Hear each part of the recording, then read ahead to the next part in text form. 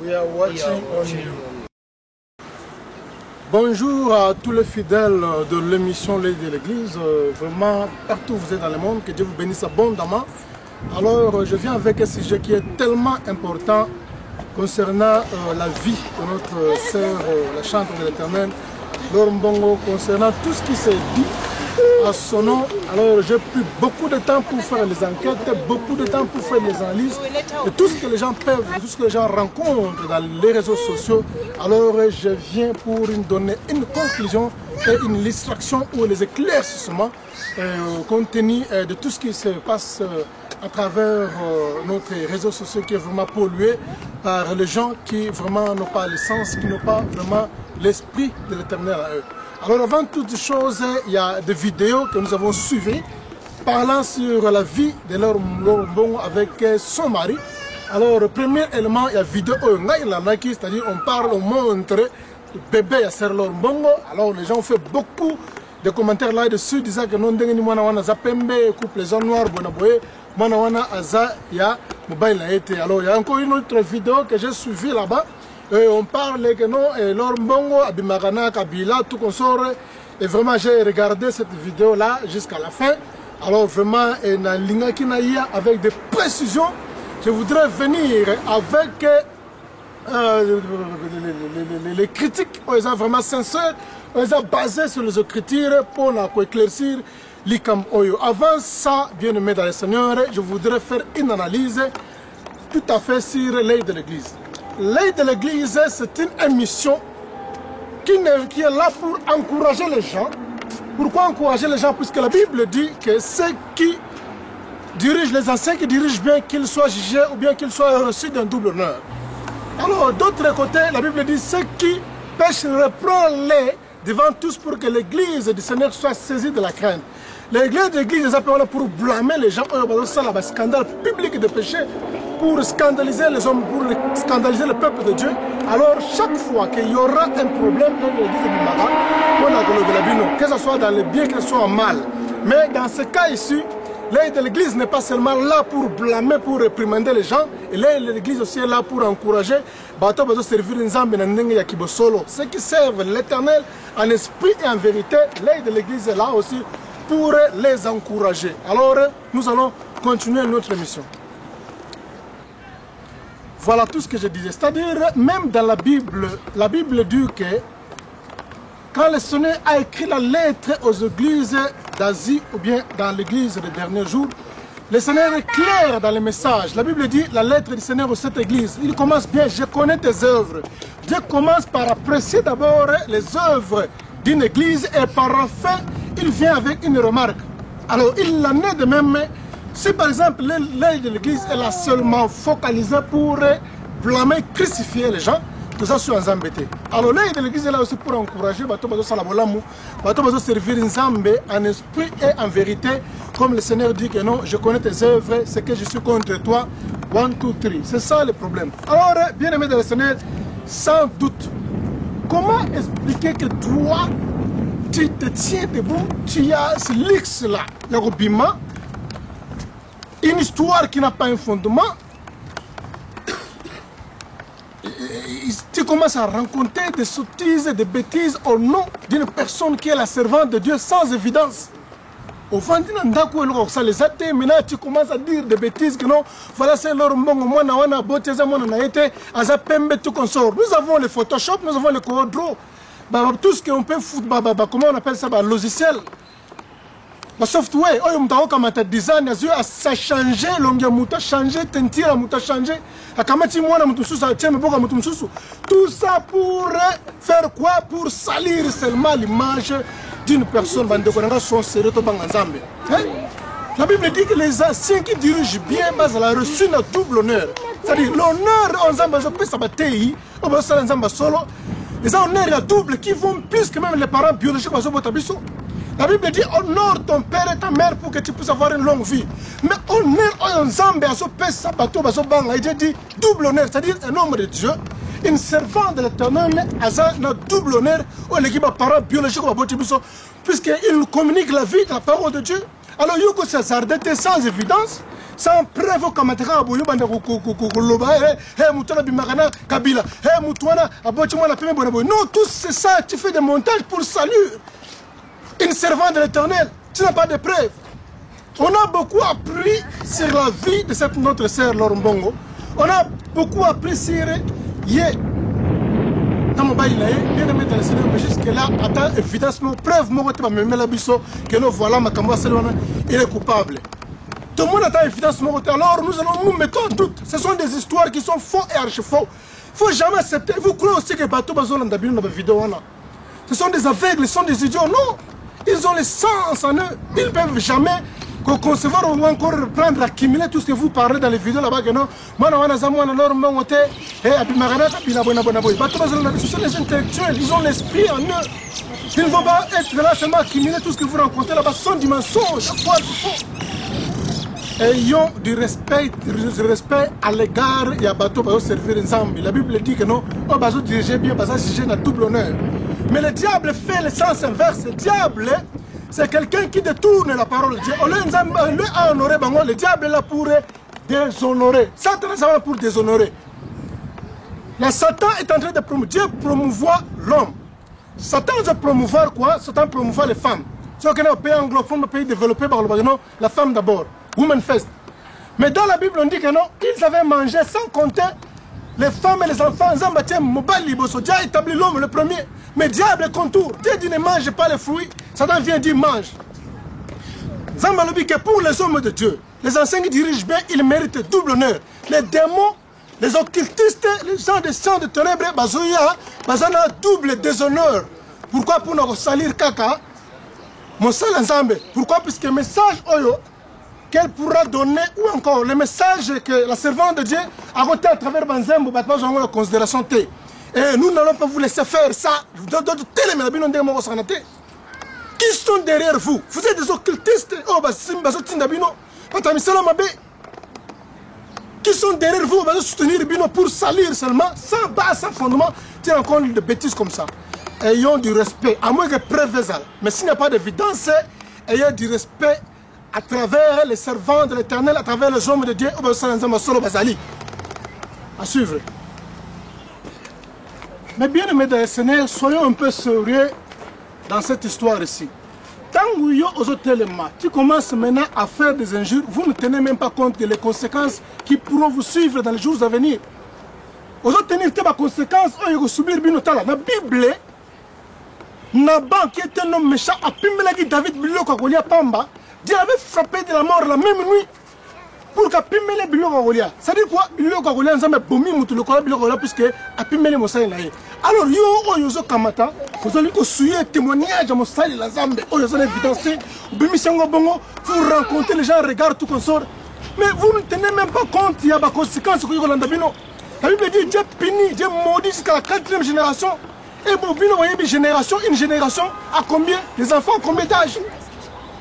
Dans la Bible dit bloque-moi génération d'Abraham jusqu'à David, il y a 14 générations. Ça bloque-moi génération.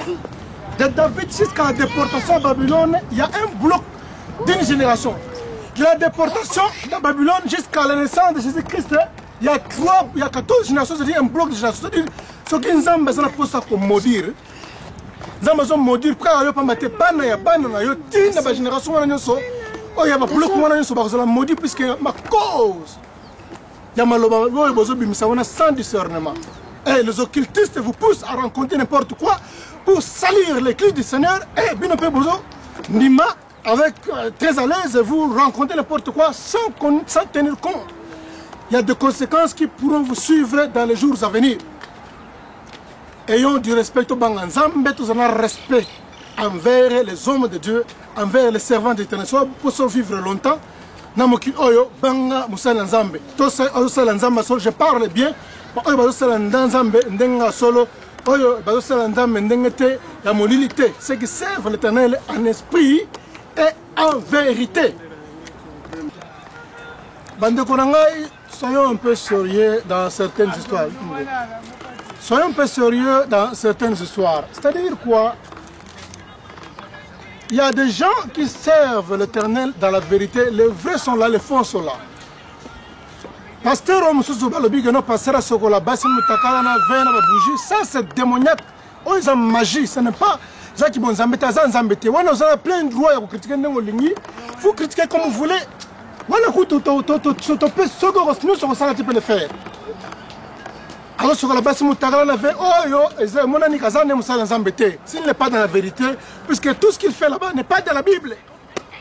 Oh, il va servir les hommes dans ma mouchoir, dans ma maille, dans ma foute. Non, non, seulement le nom de Jésus-Christ et Kokiwana. Le sang du Seigneur, le nom de Jésus suffit.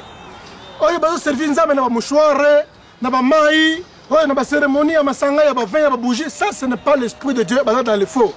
Pourquoi vous critiquez, vous avez raison.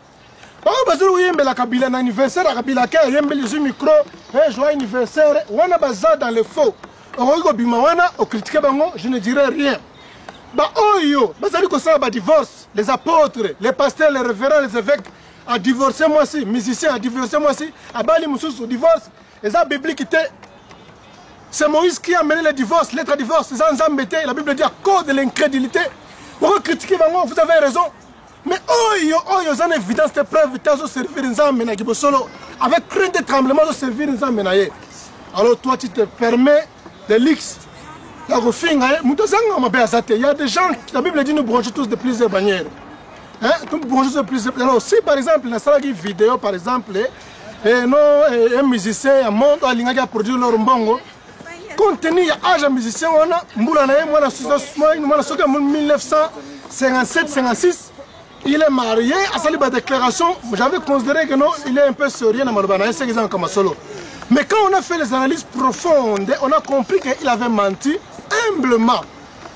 Moi qui avais fait la vidéo, je suis venu, je me suis humilié, la Seigneur pardon, la personne bon. Dans les médias, je n'ai pas eu honte. Comme notre frère, le fournisseur, chante que nous, tous comme créé, on a gomme tout comme. C'est-à-dire, on branche de plusieurs manières, on se relève. Vous comprenez? Mais par exemple, quand on a par exemple, l'équipe m'a calé, comme non, normalement, a botché l'emballé, oh, normalement, a bimarana, et président, non, non, pas jusqu'à ce niveau-là. Ceux qui Pierre, je n'ai pas commis sans âme, ceux qui Pierre apporte Pierre dans la Congolais, mais l'église n'est pas Tumbango, Boukango, Pierre a Wangani Yesu, il a régné Jésus le Seigneur. A Wangani Yesu, 3 fois l'or, pas une fois, pas 2 fois, 3 fois l'or. Pierre a régné le Seigneur. Le Seigneur lui a pardonné, il a implanté l'église à Jérusalem. Peut-être que la Bible lui a rappelé que non, il avait fait l'erreur. À Saint-Bolim et Souka Yohana, personne dans la Bible lui a rappelé, ni même le Seigneur lui-même. Yonani, qui est toi pour juger l'homme de Dieu? Un serviteur de Dieu, Yonani, ce qui a quoi ils ont battu. Alors soyons vraiment sérieux, Bandekonangai, et tu n'y vas en athée. En fait, le problème c'est quoi? Tous les pays qui ont une économie stable, par exemple on parle de l'Europe, l'Amérique, un peu l'Afrique du Sud, ce sont des pays qui ont fait le pacte avec le diable. Le pacte dans le sens que Bandimi, mariage pour tous, c'est-à-dire mariage homosexuel, Bandimi, avortement. Parlement est signé, comment dire, ordonnance appliquant la constitution, les gens peuvent faire mariage pour tous, c'est-à-dire moi sinon moi c'est Bagobalana, mon bail Bagobalana. Et voilà que le mariage pour tous c'est une abomination devant Dieu. Alors s'ils ont cédé à travers le Parlement pour avoir une économie stable qui est passager, alors ils veulent aussi avoir la même idéologie pour contredire le Congo. Ces occultistes, ils ont posé une mission à mariage pour tous, les avortements légaux, officialisés au Congo. Alors, ils vont commencer par où? Comment ils vont l'introduire? Alors ils doivent commencer d'abord à salir l'ensemble. Par chantre de l'éternel, salir pour que Batou bafoue l'évangile. Puisque Batou va rejeter l'évangile. Quand ils vont rejeter l'évangile, après maintenant, il y aura la possession. Quand maintenant les gens vont céder. Vont céder dans le sens que Baokamata, tant que l'on va céder facilement pour avoir une économie stable, pour avoir par exemple une finance.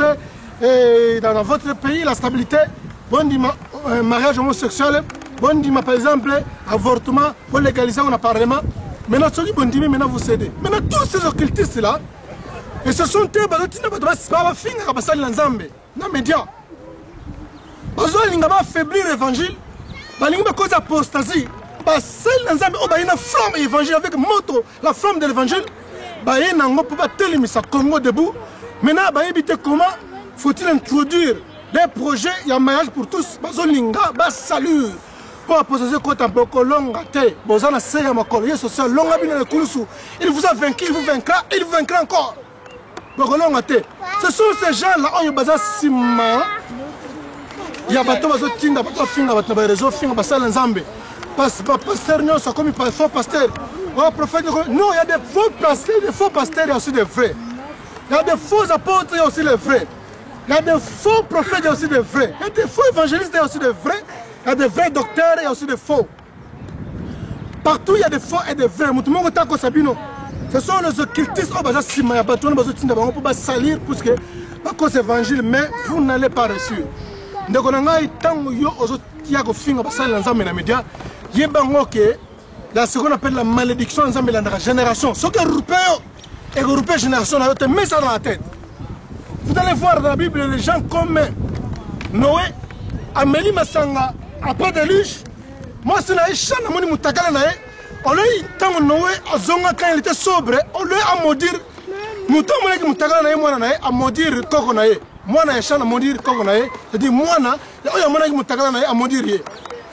C'est comme ça, Nzambe a opéré. C'est pourquoi Nzambe, quand Kana était maudit, Dieu a pris la parole en considération. Kana était maudit de génération en génération. Pourquoi Nzambe, ceux qui m'appellent Kana, on a Kamati appelé son ban Israël. Pourquoi? Parce que malédiction, il y en a qui tire génération, tout un pays, toute une nation. Et a dit, on peut vendre sous la malédiction.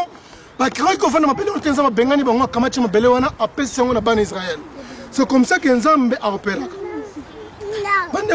Respectons les hommes de Dieu. Un combattant qui se respecte, il ne peut jamais rencontrer l'église, il commence à insulter. Comme ça, la menace l'église. Non!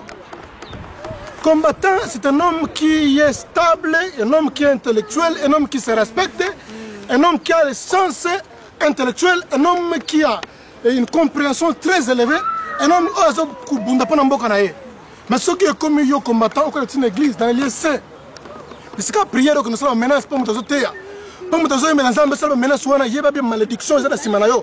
Nous sommes pour pousser au bas dans mon tour, mais je t'adresse trois combattants oyo. On sait que nous comptons l'église, nous sommes c'est là que nous sommes pour nous. C'est là il y a Abimalibanda. Comme ça, tu peux faire tout ce que tu as besoin. Nzambe est mort traité na yo. Mais quand tu es dans l'église, Nzambe yo bien combattant, l'église de Dieu. Comme ça là désordre. Vous ne tenez pas compte, il y a des conséquences sur le non, pas Nzambe bien aimé le Seigneur. Hein? Tu n'y faut en rater.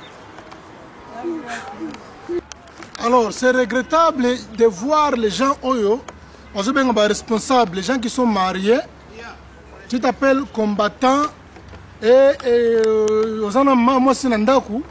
Tu es connu, tu commences à faire des injures, na servante ensemble, c'est leur mbongo. Oyo, bimarane intel, aux attentes évidence moroté. Non, tu vous commencez à faire les injures aux finga. Maintenant, quand vous touchez na basai l'ensemble, nous avons des couleurs mbongo mais nous sommes unis par le sang de Jésus. Vous comprenez? Alors, tu commis plus que Bandeko. Alors, à pour faire une vidéo pour elle, non. Alors, je fais ça avec aucune intention. J'en ai salon puisque les allées de l'église, ça m'a révolté. De l'encre a coulé. Ce que nous avons battu, madame, plus de 50 ans, 40 ans d'âge, 60 ans, marié, nous avons combattu au Bandoko Finga. Donc, on a vu ce que c'est leur mbongo. Nous avons posé l'approbation, nous avons été. Je vis par la grâce de Dieu aux Finga. Non, respecter la femme. J'ai une femme à la maison. 14 ans de mariage, je me na bête moi silanga tambata mukolomoko na finga ye non ça ne se fera jamais quelle que soit l'erreur qu'elle peut connaître jamais trop souvent na bagarre jamais na opéra tambata ta fin ya pamba bona fin ta été ça ne peut jamais se faire je la respecte beaucoup puisque avec qu'elle est mon ensemble ça devoir on s'en pessinga tiens une femme à la maison vous maman botio comment yo ko kendo finga moi c'est abat comment yo finga servante abat ensemble comment yo so ba fini moi c'est na yo ba fini maman na yo comment tu vas sentir. C'est pourquoi vous allez voir Batebele ou Melina Poto Mukanda Zoarate. Asala Moussala vie bon raté, Asnyo Kamarambula Nambola qui fait que souffrir, puisque vous vivez dans la malédiction, il y a Finga Bassay Nzambi. Qui parle, la Bible dit ne touchez pas mes ouins. Celui qui touche à ouin de l'éternel touche à le plein de Dieu. Que Keba respecter tout le monde, mais le Seigneur. Il faut noter. Ce qui combattant, c'est pour combattre le régime. Oh, il y a Congo, l'imposture, oh, il y a Bomarabatou.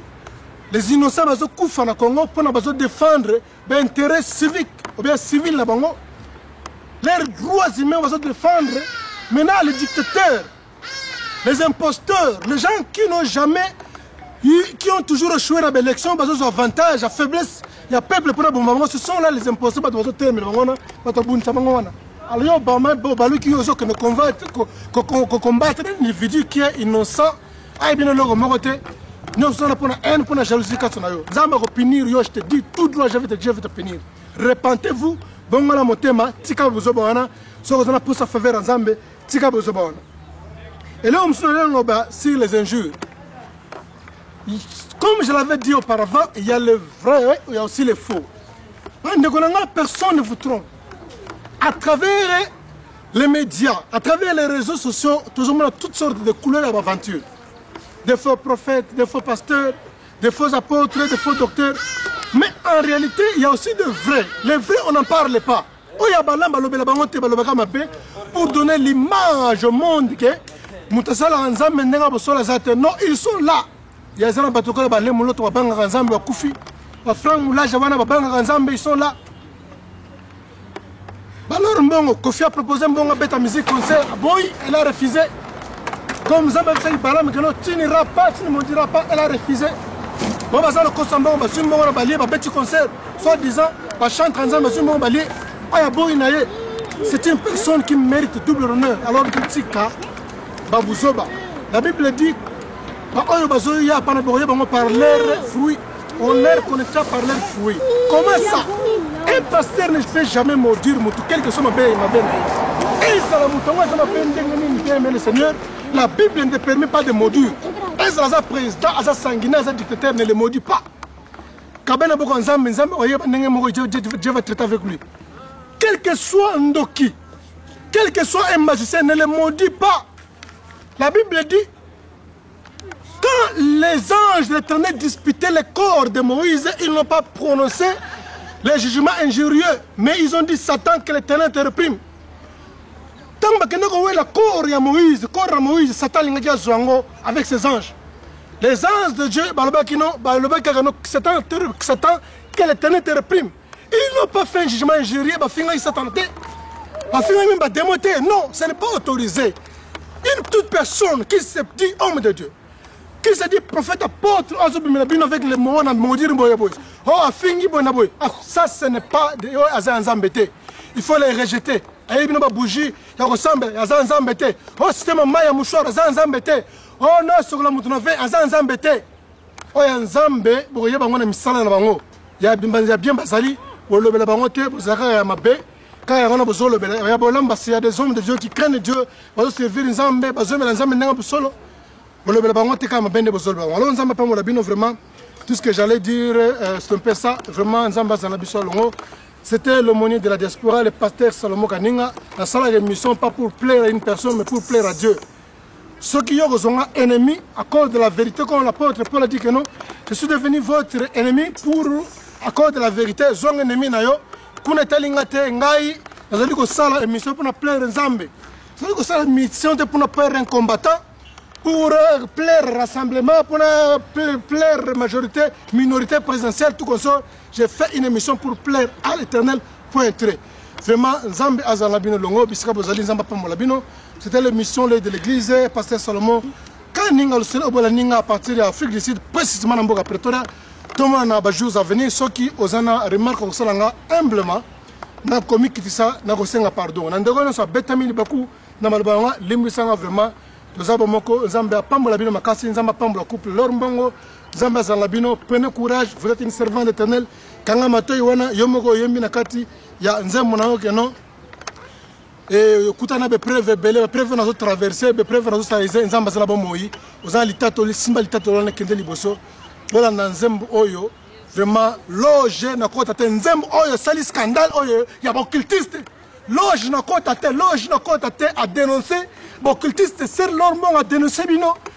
Alors, elle vous a donné, tellement elle vous a dénoncé, boza sikoyo na makasi boza na ba stratégie à atteindre te bozo luka bo salir hier na ba réseaux sociaux bokolonga te au nom de Jésus zéro bokolonga te plus kaza nzambe. Alors loge na kokota te ata kutu fufuna donc le pire viendra. Donc pas si ezala koya nous sommes pas battre simbakis. Le diable prépare la politique du chaos pour anéantir le monde. Pour battre tina muto que nous simbakis. Pas ces gens qui ont été dans le côté de la loge, la chance d'occultisme, l'illuminati, la formation. Mais tu as côté à ngoté, tu as côté à ngoté. Attends 10 jours, il y a un là. Attends, tu as kouf, attends, pipi na mungwa. Foufou na mungwa tokolia. À cause de Jésus, à cause de Jésus, à cause de Jésus. Vraiment, Zamba Pambola, et dernier Jésus qui soit du Congo.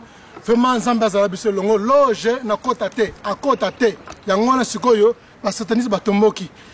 La côte na réseau va combattre pour nini loge na côte te bolandango tout le monde na émission Yassima Zampa Mlabino bye bye.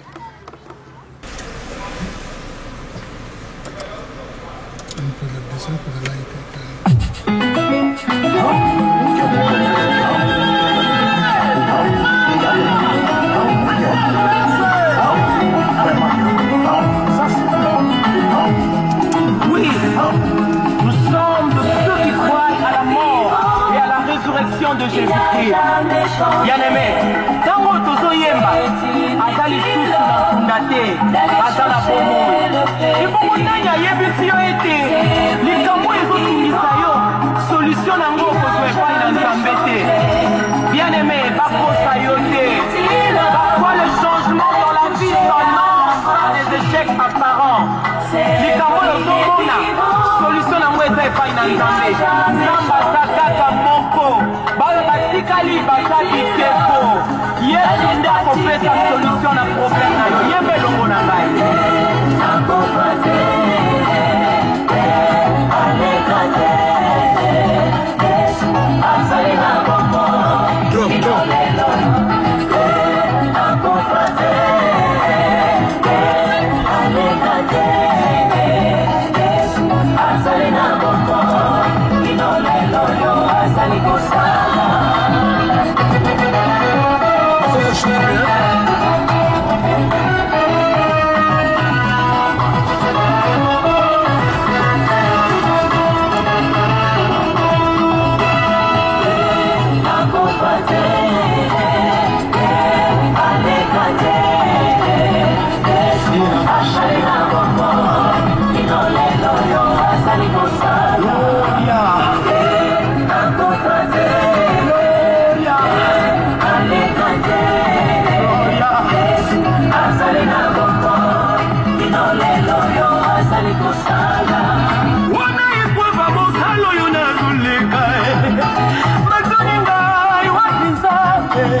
Asala bango pe bamona babeti tembe na nzambo ya Biblia batelisinga na kwa banganga balobi na ngana kota loge natalisima na sana litatoli nakanga na Yesu na kosala na Yesu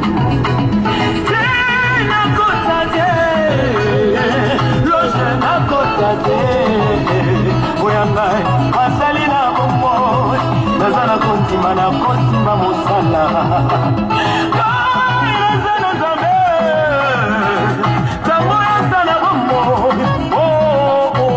nazali na bombo nazana kontima na kosimba mosala akufate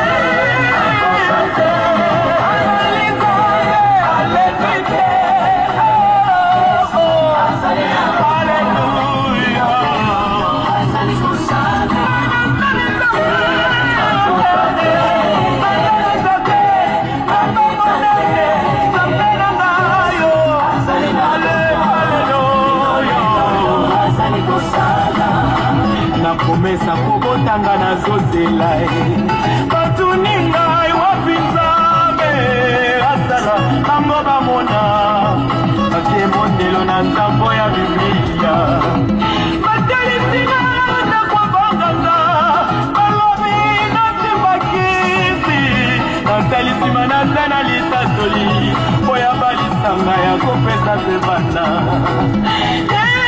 nakota te kisi nasimba te Yesu azali na bomoi naza na kotima na kosimba mapasa